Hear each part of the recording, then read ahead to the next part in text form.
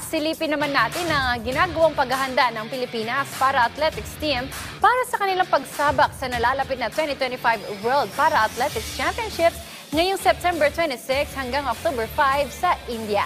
Para sa detalye, narito ang report ni teammate Paulo Salamatin.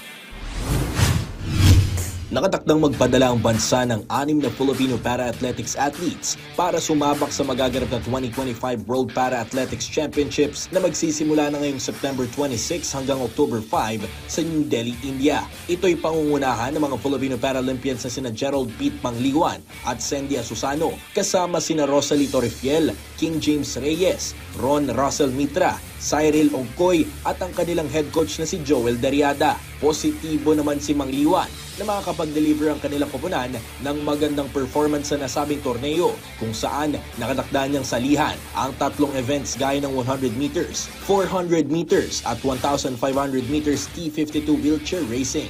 Ibinahagi rin ito na ang World Championships ay isa sa mga may tuturing na pinakamalaking torneyong pwedeng salihan ng mga Filipino para-athletics team dahil sa level ng mga kompetisyon katapat ang mga pinakamagagaling sa buong mundo.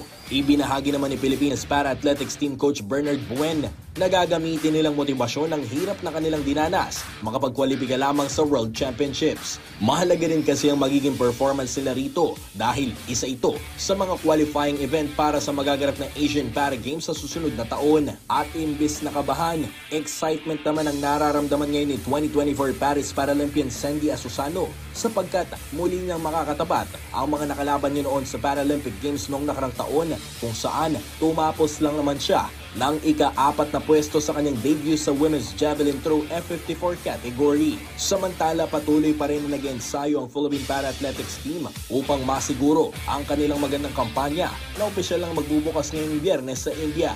Paulo Salamatin para sa Atletang Pilipino, para sa Bagong Pilipinas.